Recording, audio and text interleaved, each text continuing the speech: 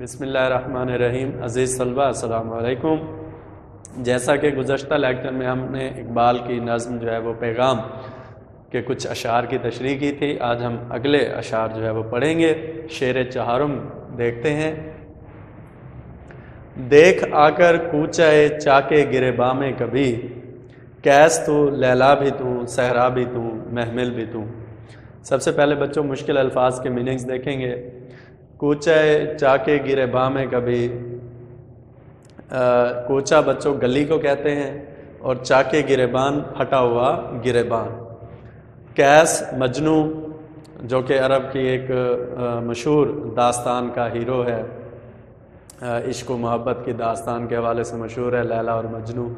تو اصل نام اس کا بچوں کیس تھا، اور اسے مجنو جو ہے اس کے دیوانے پن کی وجہ سے اسے مجنو کہا جاتا ہے۔ اس طرح صحرا اور محمل بھی تو، محمل کہتے ہیں کچاوے کو، جو اونٹ کی سواری کرتے ہیں تو اس کے اوپر جو لکڑی کا ایک بکس بنا ہوا پڑا ہوتا ہے اسے کجاوا کہتے ہیں۔ مفہوم دیکھیں گے۔ شاعر کہتا ہے، اے مسلمان اپنے گریباں میں جھانک، کیس لیلا صحرا اور محمل سبھی تو ہیں۔ تو زیر تشریح شعر میں شاعر جو ہے مسلمانوں کی، ان کی جو اصلیت تھی، مسلمانوں کا جو مقام و مرتبہ ہے اس سے روشناس کروا رہا ہے، متعارف کرا رہا ہے۔ شاعر کہتا ہے، مسلمانوں اپنے پھٹے گریبان میں ذرا جھانک کر تو دیکھو کہ تم کتنے عظیم لوگ ہو، تمہارے آباء و اجداد کتنے عظیم لوگ تھے، اور آج تم ایسی زندگی بسر کر رہے ہو۔ 1857 کی جنگ آزادی کے بعد جب مسلمان سیاسی، مذہبی، معاشی اور معاشرتی حوالے سے بالکل زوال پذیر ہو چکے تھے اور غلامی کی زندگی گزار رہے تھے، تو اقبال یہ دیکھ کر برداشت نہیں کر پاتا تھا، کیونکہ اقبال جو ہے وہ قرآن و حدیث جانتا تھا، اس نے تاریخ پڑھی تھی، تو مسلمانوں کے بارے میں جانتا تھا کہ مسلمان جو ہے وہ کتنے عظیم لوگ ہیں اور مسلمان کیسے سربلندی سے جیتے ہیں، اور آج یہ مسلمان غلامی کی زندگی میں جی رہے ہیں۔ تو یہ چیز اقبال جیسے بزرگ سے، اقبال جیسے عالم سے برداشت نہیں ہوتی تھی، اس لیے وہ مسلمانوں کو کہتا ہے، مسلمانوں کیا ہو گیا ہے تمہیں؟ یہ اپنے گریبان میں ذرا جھانکو تو صحیح کہ تم آج کیسی زندگی گزار رہے ہو، انگریزوں کے غلام ہو گئے ہو، انگریزوں کی غلامی میں زندگی بسر کر رہے ہو، اپنا مقام اور مرتبہ تو دیکھو۔ وہ لوگ جن کو تم نے اپنے پاؤں میں روند ڈالا تھا، آج تم انہی لوگوں کے آگے ہاتھ پھیلائے کھڑے ہو، ان کے غلام بن کر زندگی گزار رہے ہو۔ افسوس ہے تم پر اے مسلمانوں، اپنے آپ کو دیکھو، اپنے گریبان میں جھانکو کہ تم کیا تھے اور آج کیا زندگی گزار رہے ہو۔ تو اس حوالے سے بچوں یہ شعر آپ لکھ سکتے ہیں، اپنے من میں ڈوب کر پاجا سراغ زندگی، اپنے من میں ڈوب کر پاجا سراغ زندگی، تو اگر میرا نہیں بنتا نہ بن، اپنا تو بن۔ ٹھیک ہے، اگر یہ شعر نہ لکھنا چاہیں اور بھی لکھ سکتے ہیں، اپنی اصلیت سے ہو آگاہ اے غافل کہ تو، اپنی اصلیت سے ہو آگاہ اے غافل کہ تو، کترا ہے لیکن مثال بحر بے پایاں بھی ہے۔ تو اگر یہ شعر آپ کو مشکل لگے تو یہ آپ لکھ سکتے ہیں۔ تو شاعر کہتا ہے، اپنے آپ کو دیکھو تو صحیح، ایک عاشق جیسے کیس تھا اس جیسا جنون بھی تمہارے اندر پایا جاتا ہے، لیلا جیسی محبت بھی تمہارے اندر پائی جاتی ہے، صحرا کی وسعت بھی تمہارے اندر پائی جاتی ہے، اور محمل یعنی کجاوا بھی، یعنی ساری صفات تمہارے اندر پائی جاتی ہیں، ایک مجنو جیسا جنون تمہارے اندر پایا جاتا ہے۔ پھر تم کس چیز کی جو ہے تمہیں کمی ہے اور تم غلامی کی زندگی گزار رہے ہو، اور یہ ایسی ذلیل و خوار زندگی گزار رہے ہو؟ اپنے آپ کو پہچانو، اپنے آپ کو دیکھو تو صحیح کہ تم خود کیا ہو، یعنی کہ تمہارے اندر ساری خوبیاں موجود ہیں۔ جیسا کہ صحرا میں مجنو جو ہے وہ پھرتا رہا، تو شاعر کہتا ہے جو صحرا ہوتا ہے اس میں بڑی وسعت ہوتی ہے، اور اس میں جو اونٹ ہوتا ہے وہ آسانی کے ساتھ چل سکتا ہے، اور اونٹ پر اگر سفر کرنا ہو تو اس کے لیے کجاوا ہوتا ہے، یعنی کجاوا بھی تمہارے پاس موجود ہے، یعنی ہر چیز تمہارے پاس موجود ہے، اور پھر بھی تم ایسی زندگی گزار رہے ہو۔ تو شاعر کہتا ہے تمہارے اندر ایک مجنو جیسا جنون پایا جاتا ہے، اور ہر چیز تمہارے اندر پائی جاتی ہے، اور پھر بھی تم غلامی کی زندگی بسر کر رہے ہو۔ تو شاعر کہتا ہے یہ اپنے اندر کی جو خوبیاں ہیں ان کو بروئے کار لاؤ، اور یہ غلامی کی زندگی جو ہے اس کو چھوڑ دو، اس سے ہٹ جاؤ، اس سے بچ جاؤ، اور مسلمانوں کی طرح سر بلندی پہ اٹھا کے جیو، مرد مومن کی طرح جیو۔ یہ بھی کوئی زندگی ہے جو تم غلاموں کی سی زندگی گزار رہے ہو۔ اگلے شعر کی طرف آتے ہیں. شعر پنجم ہے. وائے نادانی تو محتاج ساقی ہو گیا، وائے نادانی تو محتاج ساقی ہو گیا، میں بھی تو، مینا بھی تو، ساقی بھی تو، محفل بھی تو. میننگز دیکھیں گے. سب سے پہلے وائے نادانی، افسوس تمہاری بے وقوفی پر کہ تم محتاج ساقی، یعنی ساقی ہوتا ہے شراب پلانے والا. یہاں پہ بچوں مراد ہوگا، ساقی سے مراد انگریز لوگ ہیں.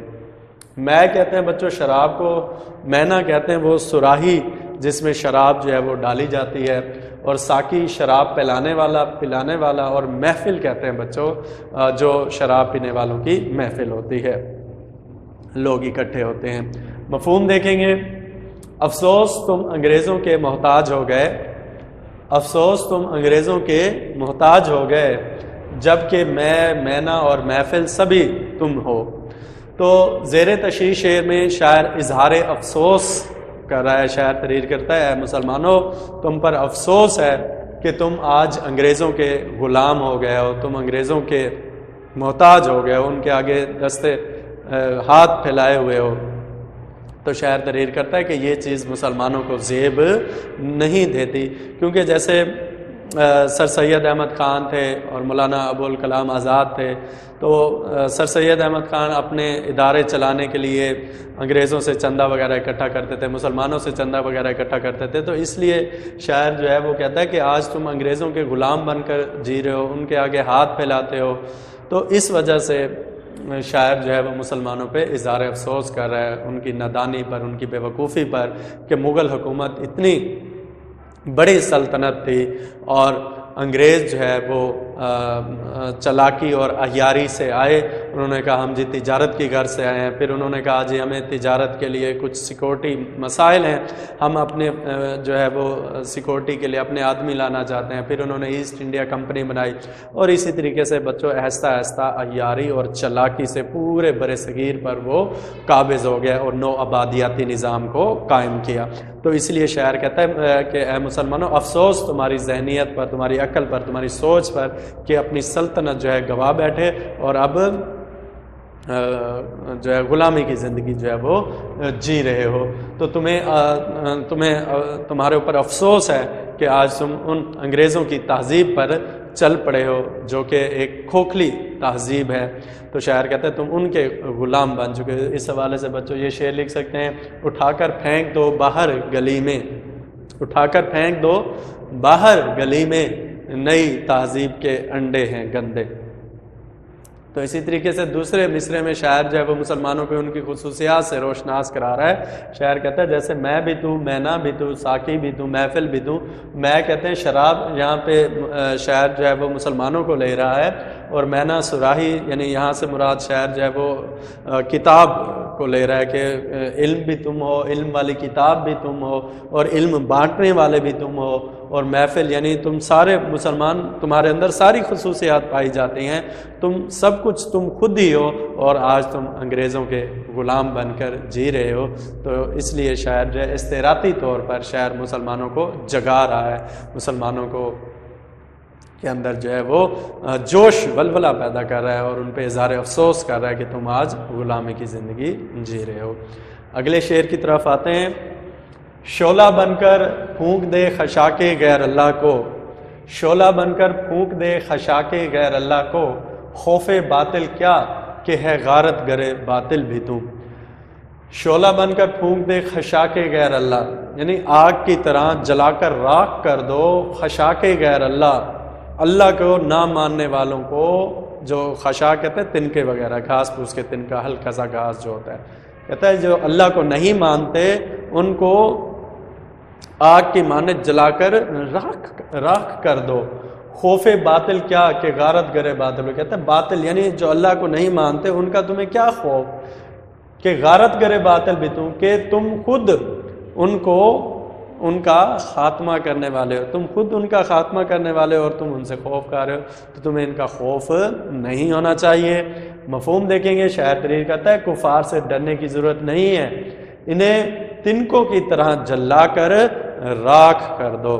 تو زیر تشریح شعر میں شاعر مسلمانوں کے اندر جوش اور جذبے کو بڑھا رہا ہے اور ان کی اہمیت سے روشناس کراتے ہوئے شاعر تحریر کرتا ہے: مسلمانوں تمہاری عظمت، تمہارے روایات تو بڑی چمکتی ہوئی ہیں، روشن ہے. تمہارے پاس تو خالد بن ولید ہے، طارق بن زیاد ہے، محمد بن قاسم ہے، صلاح الدین ایوبی ہے، محمود غزنوی جیسے عظیم سپہ سالار ہیں. خالد بن ولید بچوں تقریباً اس کی جو تلوار تھی 28 کلو کی تلوار ہوتی تھی، تو 2 تلواروں سے وہ لڑا کرتے تھے. تو شاعر کہتے ہیں تم تو اتنے عظیم لوگ ہو، جیسے ایران جیسی سپر پاور کو ایسے روند کے جو ہے اپنے پاؤں تلے روند ڈالا. ہزاروں لاکھوں کے لشکر ہوتے تھے اور چند مٹھی بھر مسلمان جو ہے انہیں نیست و نابود کر دیتے تھے. ایسے ایرانی جو ہے بہت بڑی فوج، لاکھوں کی فوج کے ساتھ آئے اور بچوں مسلمانوں کی مٹھی بھر جماعت سے ڈر کر بھاگنے لگے تو مسلمان ان کے پیچھے گئے اور پکڑ پکڑ کے ان کو جو ہے بھاگتے ہوئے کو پکڑ کے ان کو ذبح کیا، پاؤں تلے رون ڈالا.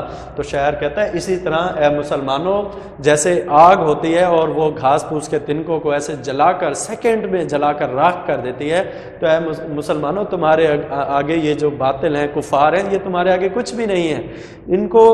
ان کی اہمیت ایسے ہے تمہارے آگے جیسے آگ کے سامنے تنکے کی اہمیت ہوتی ہے. کیسے آگ تنکے کو سیکنڈ میں جلا کر راکھ کر دیتی ہے، تو شاعر کہتا ہے اسی طریقے سے تم کفار کو جلا کر راکھ کر دو، اور تم ان سے خوف کھانے کی کیا ضرورت ہے، تم تو ان کو تباہ و برباد کرنے والے ہو. جنگ قادسیہ دیکھ لیں، ٹھیک ہے، محمد بن قاسم کو دیکھ لیں، صلاح الدین ایوبی کو دیکھ لیں، اسی طریقے سے صلاح الدین ایوبی کو دیکھ لیں، ٹھیک ہے جی، طارق بن زیاد کو دیکھ لیں. جب بحر اوکینوس پر، بحر روم پر جب انہوں نے اپنی کشتیاں جو ہیں وہ جہاز جو تھے، وہ بحری بیڑے جو تھے وہ کھڑے کیے، تو طارق بن زیاد نے کہا کہ کشتیوں کو جلا دو. تو انہوں نے کہا یہ کیسا حکم دے رہے ہیں، ہم واپس کیسے جائیں گے؟ انہوں نے کہا یہ سرزمین کس کی ہے؟ انہوں نے کہا ہمارے اللہ کی. تو انہوں نے کہا اس حوالے سے یہ ساری جگہ ہماری ہے. تو مسلمان تو کبھی ڈرتے ہی نہیں ہیں، مسلمان تو کبھی خوف کھاتے ہی نہیں ہیں. تو شاعر کہتے ہیں تمہیں ڈرنے کی ضرورت نہیں ہے، تم ان کو تباہ و برباد کر دو. اس حوالے سے بچوں قرآنی حوالہ بھی لکھ سکتے ہیں: حق آیا باطل مٹ گیا، بے شک باطل مٹنے والا ہے. اور اگر شعر لکھنا چاہیں شعر بھی لکھ سکتے ہیں: باطل سے دبنے والے اے آسماں نہیں ہم، باطل سے دبنے والے اے آسماں نہیں ہم، 100 بار کر چکا ہے تو امتحان ہمارا. اس کے علاوہ اگر اور شعر لکھنا چاہیں بچوں وہ بھی لکھ سکتے ہیں: مٹایا کیسر و کسریٰ کے استبداد کو جس نے، مٹایا کیسر و کسریٰ کے استبداد کو جس نے، وہ کیا تھا زور حیدر، فقر بوذر، صدق سلیمانی. تو عزیز طلبہ، ہمارا آج کا موضوع اختتام پذیر ہوتا ہے. انشاءاللہ بچوں اگلے لیکچر میں ملیں گے. اپنا بہت سا خیال رکھیے گا. اوکے بچوں، اللہ حافظ.